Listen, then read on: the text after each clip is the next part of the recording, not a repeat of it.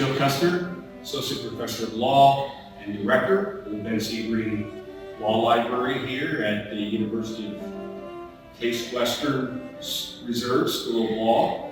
And I'll be your tour guide. We are going to walk into the law library and then we'll continue with the tour.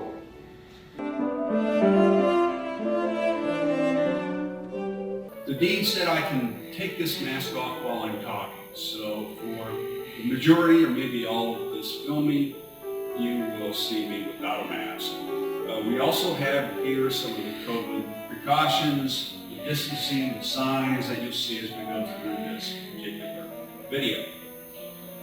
I want to point out a couple things. We have the display over here to my left, which is the faculty display, as many of you have in your own law library. And behind me is the Just Arrived books. Our statistics, I'll just throw a few out at you because it couldn't be a tour without some statistics.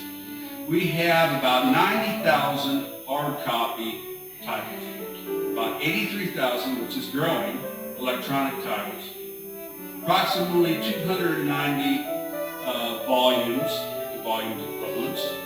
We have over 100 law and law-related databases. In addition, we have over 2,500 serial subscriptions. So if you follow me, I'm going to move on through the gate onto the other side.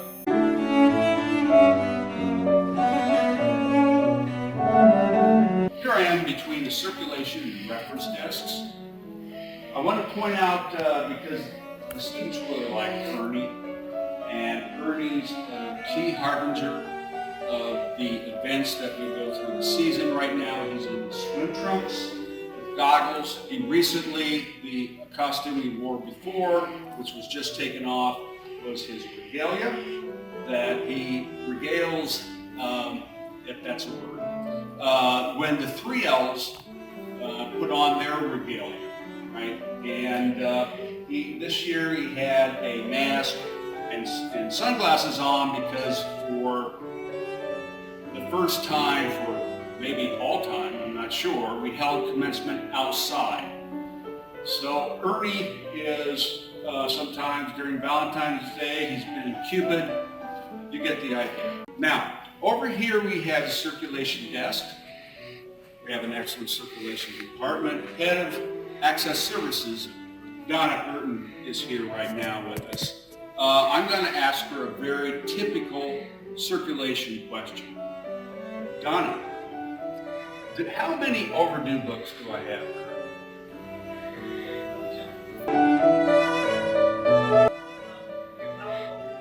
Well, wonderful. 5 checked out. That's not bad. Some of those might become overdue. Hopefully not. We get circulation sends out notices to us and saying, okay, the book is due by so-and-so. Now, to my right, we have Andy Dorchik. Andy is the head of reference here at the Case Western Reserve Law School Library. And Andy is really an excellent international foreign expert. And I like to sometimes just run questions by him because he is like a Jeopardy guy, right? And I wrote down this question because I didn't know if I could actually say it. Andy, who was in charge of the 780 Commission?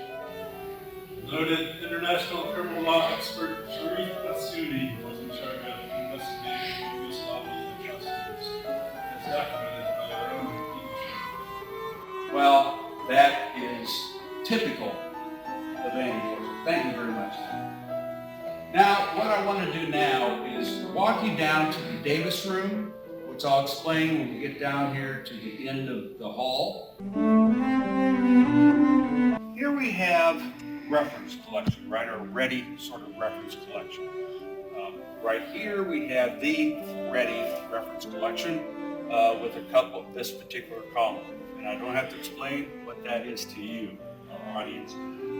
Beyond this, the next 3 columns and on into the next room, we have federal and Ohio materials.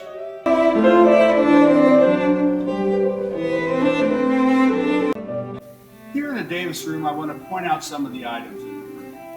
We have the Starbucks kiosk right here that are popular for students during the weekends, during the evenings when the regular cafe is closed. Over here, we have Judge Perry Brooks Jackson. Judge Perry Brooks Jackson graduated from Western Reserve University Law School in 1922. It's the same law school we have today. Case Western and Western Reserve merged in 1967. But in 1942, Judge Jackson became the first, Honorable Judge Jackson became the first African-American judge in Ohio. Over here to my left, we have a photo of Fred Gray. Fred Gray, of course, claimed for his representation of Rosa Parks, also very many other civil rights cases in the state of Alabama. He graduated from here in the very early 1950s, and he represented Rosa Parks while he was still basically getting the sea legs as an attorney. Of course, he did a wonderful job. Here, to my right, I want to point out some staff members that have kindly come down here to be introduced. We have many people here today who are, it's that time of year, taking vacation, but we have 3 staff members right here. I'm going to tell you who they are, and they're going to tell you a little bit about their position. Here we have Cliff Horn. I'm a part of Access Services. I work at the circulation desk. I do interlibrary loans, and I also do Ohio Links, among other things. Thanks, Cliff. Now we have Rob Meyer. Hello, I'm Rob Myers. I'm the Associate Director of the Law Library. I'm a kind of jack of all trades, do a little bit of everything, and a lot of budgetary tracking. Rob is essential to our budgetary tracking and also helping me prepare every year's budget, and also doing a wonderful job, a bang-up job on keeping us on track where the money is during the course of a full year. Here we have Stephanie Finley. Hi, my name is Stephanie Finley, and I work as an acquisition assistant here at the library. Thank you, Stephanie. And now I want to walk us back to where we were before and a little bit further.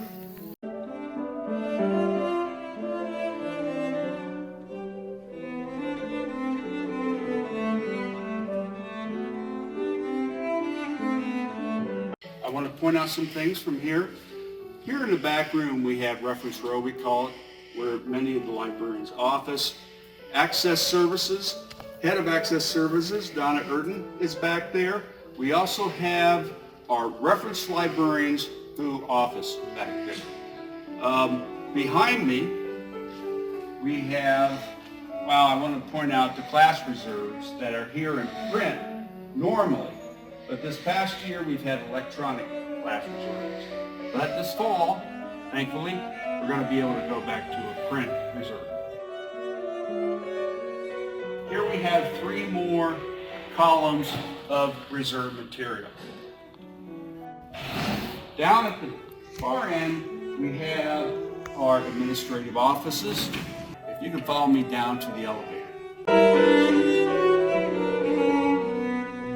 Right here we have the map of the law library. This particular map is also on the ground floor, where we won't go for interest of time, and up on the 3rd floor.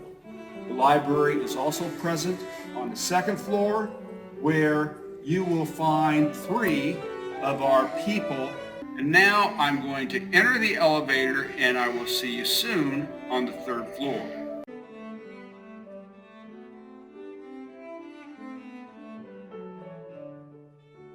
Hello, Joe Custer again. I hope I didn't lose anybody on the way up to the 3rd floor.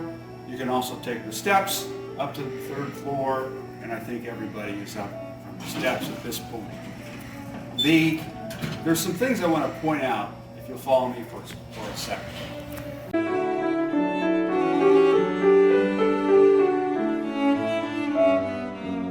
Some things I want to point out. We have the standing desks, which are on the east side, looking out over parts of the campus. These are very popular with the students. Right behind me, We have room 321, which is our computer classroom. We do have our third floor set up on a rectangle. We have the Library of Congress classification system and all the way through. You will notice at the end of the hall, we have a study room. We have 8 study rooms on the third floor. And if you'll follow me down to the study room.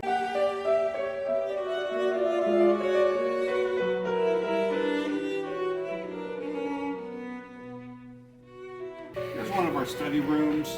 They're very popular. It's hard to get one around midterms and finals. And over here to my other side, we have a nice area with a couple of Brodies over there. We have an additional 8 Brodies over here. Some of them are X'd off because we can only have, of these 8, only one of the 2 in each little column can be used by the students. And now if you follow me down to the other side, I will be going around the corner on our tour of the third floor. One thing I want to point out is that the view over here is beautiful. It looks right over the botanical gardens, which are right here on campus. If you were to look down here, if you were sitting in the carrels down there, you would have a view of Severance Hall. Severance Hall is just, it has gold-plated ceilings. It's just an amazing place. Also on campus, it houses the Cleveland Orchestra. The Cleveland Orchestra is fantastic. Been there several times. Saw Renee Fleming over there with the orchestra. It's one of the Big Five. And if you don't know what the Big Five is, Big Five orchestras, you can Google that. It's Boston, New York, Cleveland, Chicago, and Los Angeles. Follow me around the corner.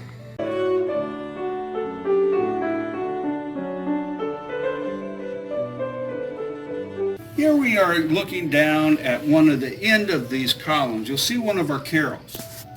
During COVID, every other carol has been marked off. But from that carol, they're very popular, and it's a place where students can feel like they're getting away a little bit here on the third floor to study. Now if you can follow me down to the computer lab.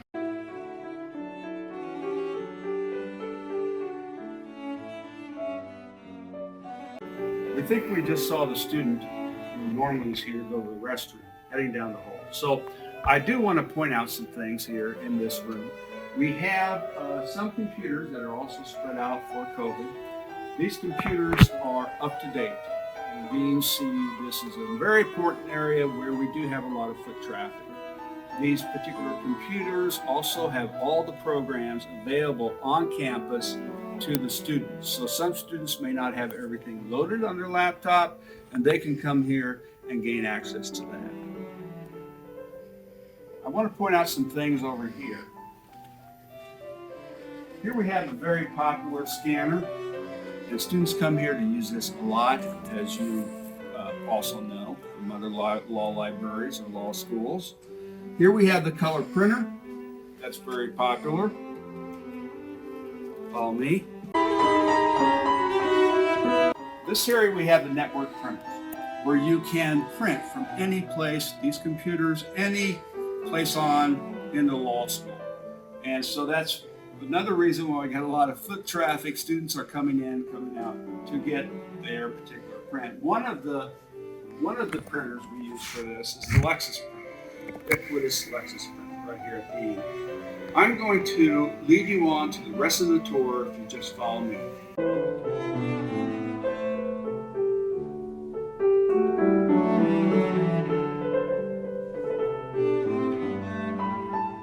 We lucked out. We actually have a study room with a student in it during the summer here, and we'll get more and more as students get closer to the bar exam.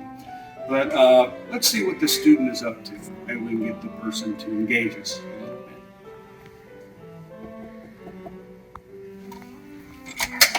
Hello. Hi, how are you? I'm doing very well.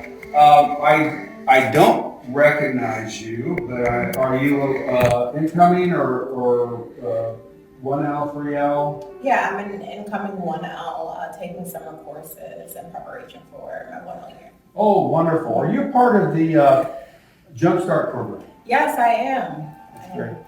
Can you tell us just a brief note on what the Jumpstart program is? Yeah, the Jumpstart program is a summer program that equips students who are coming into their 1L year with the opportunity to take a summer course. So I'm currently taking criminal law with Professor Dunn, and it's been great thus far. So. Well, fantastic. I'll be seeing more of you. What's your name? Victoria.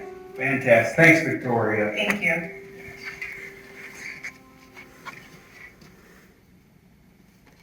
Okay, that was opportunistic. You follow me? Here we have another popular area. We have the table section, right? Students love, and this is populated, love tables to study. The yellow markers are for where they can sit. We have removed many of the chairs. They were all removed at one time. They're starting to sneak back in on us, but that's okay. Now, if you would follow me, we're going to probably wrap it up right now. There's one of the whiteboards again.